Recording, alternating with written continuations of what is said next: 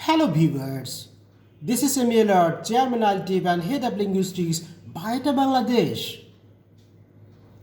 Welcome to Language Learning Materials Evaluation, Designing and Development course, Module 7, ELT Textbook and Material Evaluation Checklist. As a part of MA in English, ELT, TEFL and TESOL programs, in this module, I will talk about 16 factors of ELT textbook and materials evaluation checklist. It's one of the most important and vital topics in language learning materials evaluation, designing and development course. So, this video is very necessary and beneficial to you. Let's get started. Introduction. According to Leslie E. Sheldon, 1988, ELT coursebook publishing is a multi-million pound industry, yet the whole business of product assessment is haphazard and under-researched. Course books are often seen by potential consumers, teachers, learners, and educational purchasers as market ephemera, requiring invidious and unpleasant compromise in commercial and pedagogical matter and demands. Hence, a set of common core qualitative criteria is advanced whose purpose would be to make evaluation and selection more systematic and informed way. In this regard, the commercial demands and pedagogical demands are found often contrasting. According to Hutchinson and Waters 1987, textbook evaluation is basically a straightforward analytical matching process where matching needs to evaluate solutions. Course books represent for both students and teachers as the visible heart of any ELT program. The selection of a particular core volume signals an executive educational decision in which there is considerable professional, financial, as well as political investment even. This high profile means that the definition and application of systematic criteria for assessing course books are vital. In this situation, wrong selection can be a particularly keen reason for regret. When a textbook is imposed on both parties by a higher authority and when there is no possibility of change or modification, that discontent is no less acute for being futile. It's a cruel paradox that for students, teacher-generated materials which potentially has a dynamic and maximal relevance to local needs often has less credibility than a published textbooks, no matter how inadequate that may be. These frustrations can be assuaged or alleviated, at least potentially, when local textbooks are developed in order to accommodate the on-the-spot needs of learners and preferences of teachers. All this despite the fact is that to put a book on the open market implies a moral contract that the book has been created of basic faults. Brumfitt, 1980. That the same complaints come up repeatedly suggests a violation of this implicit agreement and substantive mismatch between what is produced and what teachers would like to have. In this regard, various writers have suggested ways of helping teachers in particular to be more sophisticated in their evaluating approach by positing checklists based on supposedly generalizable criteria. These sometimes elaborate systems using a variety of scoring methods to assess how well specific textbooks measure up under scrutiny.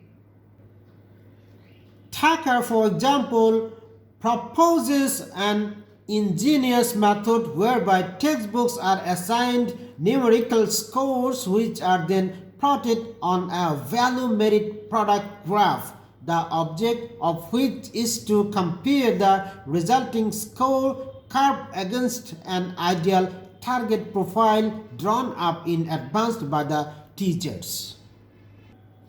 Now, I will be discussing the factors and checklists that are used in assessing and evaluating ELT materials and textbooks. Assessments may be indicated by terms like poor, single star, fair, double star, good, triple star, and excellent 4-star marks. The following 16 factors are very influential to check ELT materials and textbooks to evaluate, used by the researchers, practitioners, and as well as other concerned people. The 16 factors to check ELT materials and textbook evaluation. Number 1, rationale. Number 2, availability. Number 3, user definition. Number 4, layout graphics. Number 5, accessibility. Number 6, linkage. Number 7, selection and grading. Number 8, appropriacy. Number 9, physical characteristics. Number 10, cultural bias. Number 11, authenticity. Number 12, sufficiency. Number 13, flexibility. Number 14, educational validity, stimulus, practice, or revision. Number 15, guidance. And number 16, overall value.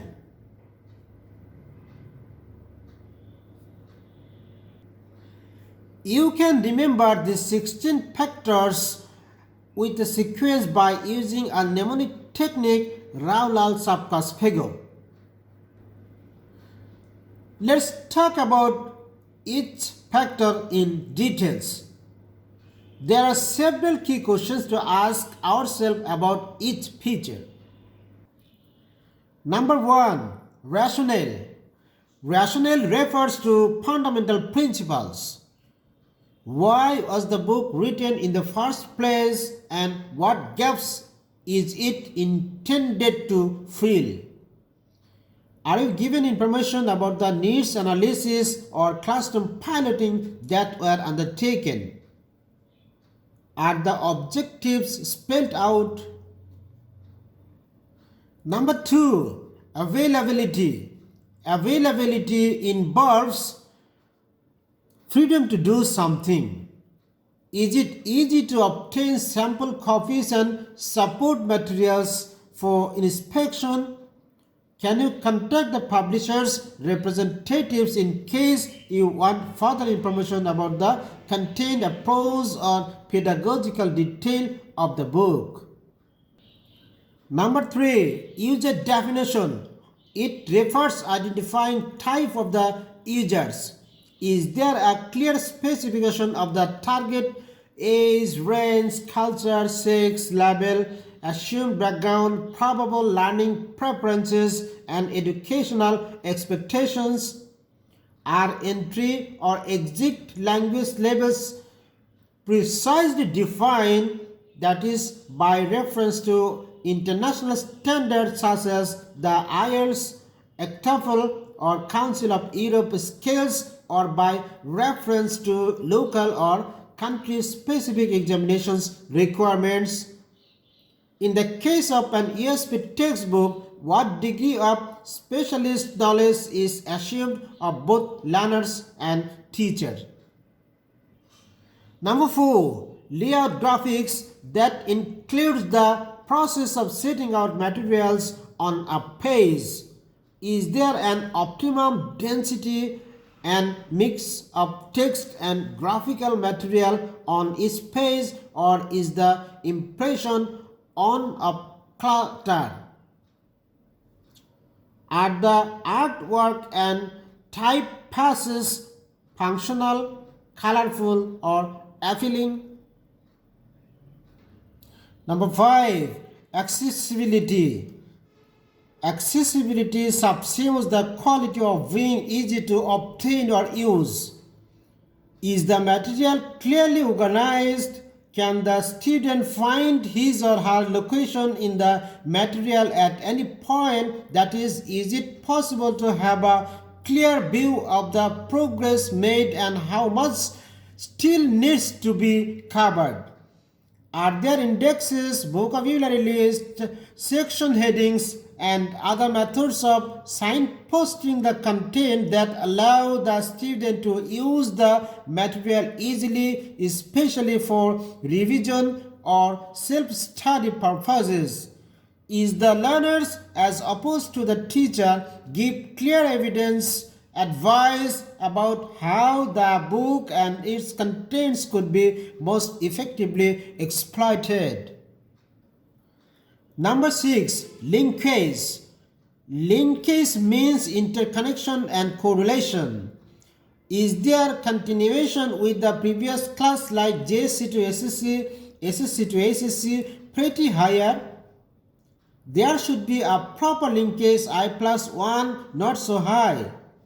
Do the units and exercises connect in terms of theme, situation, topic, pattern of skill development, or grammatical and lexical progression? Is the nature of such connection made obvious, for example, by placing input text and supporting exercises in close proximity? Does the textbook cohere both internally and externally, that is, with other books in a series? Number 7. Selection and grading. This involves choosing material which approximates to the current level of a class and then takes them a step further.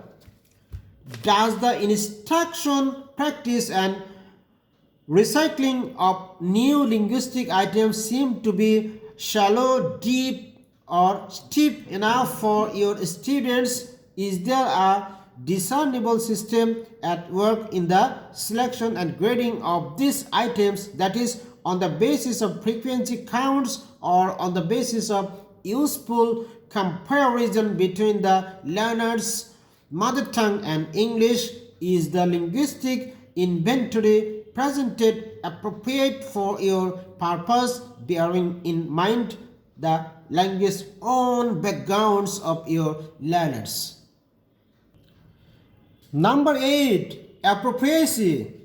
Appropriacy means the extent to which something is suitable or proper in the circumstances and the extent to which a word, phrase, or grammatical pattern is covered or suitable for a particular context or situation regarding society. We should keep in mind whether it is appropriate or inappropriate for the concerned learners of a particular level regarding language teaching learning. Number 9. Physical characteristics. Physical characteristics indicate distinctive features that we can see or on a person or object. Physical characteristics also includes external getup, cover page design, color, paper quality of a course book, textbook, or material. Number 10. Cultural bias. A cultural bias is a tendency to interpret a word or action according to culturally derived meaning assigned to it. Taboos, prescriptions of our culture, if they are cultural or optional bias or political biased, students will not be interested to read the text or material. Number 11, authenticity. Authenticity means you are true to your own personality, values, and spirit, regardless of the pressure that you are under to act otherwise. Authenticity includes sufficiency or all the skills, but most of the textbooks are not authentic. They are adapted rather than being self-produced, created, or relevant. Number 12, sufficiency of stimulus, practice, or revision. Sufficiency means to be enough or adequate, being what is necessary or desirable. How much they are learning, lack of revision and practice. Exercise should be included, like Raymond Murphy's intermediate grammar book. Number 13, flexibility. Flexibility means the ability to be easily modified and willingness to change or compromise. Language learning materials should be enough flexible and pedagogical. Personality and learning of the teachers change the tradition, change the attitude. Is there space to write in the book? Is the book robust, too large, too heavy? Is the spine leveled? Is it a book that could be used more than once, especially if it's marked by previous students? Is the material substantial enough or interesting enough to hold the attention of the learners?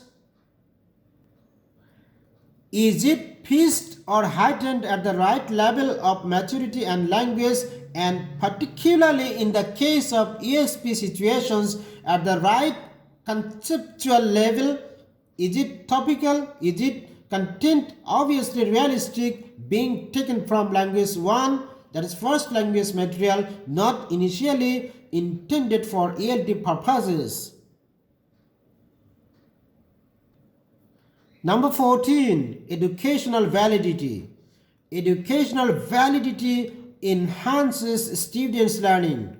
Validity refers to the soundness of those interpretations, decisions, or actions.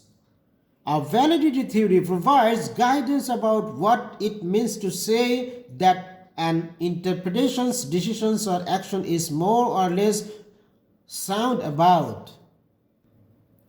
In educational validity, the educator or researcher defines the proposed interpretations and decisions, defines and prioritizes the most questionable assumption in making these interpretations and decisions, empirically test those assumptions using existing or newly collected evidences. Number 15, guidance. Guidance is direction, advice, or something that instructs.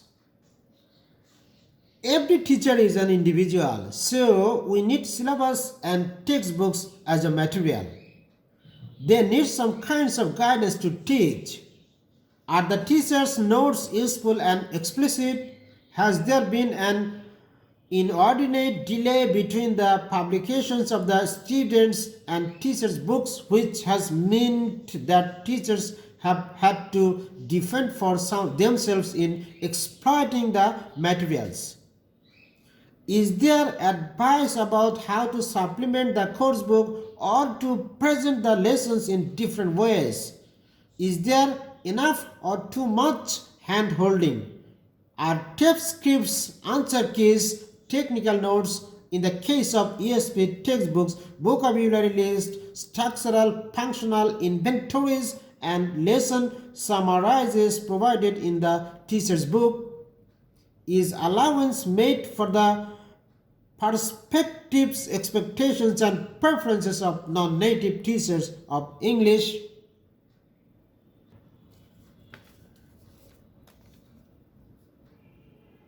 Last but not the least, number 16, overall value. Overall value means that it covers all the parts of something. Overall value is for to choose what he or she uses in class would seem to be central to coping with gaps via subsequent supplementation and adaptation. It should include each and everything for evaluation. Quite simply, is the course book cost-effective, easy to use, and successful in your teaching situation in terms of time, labor, and money?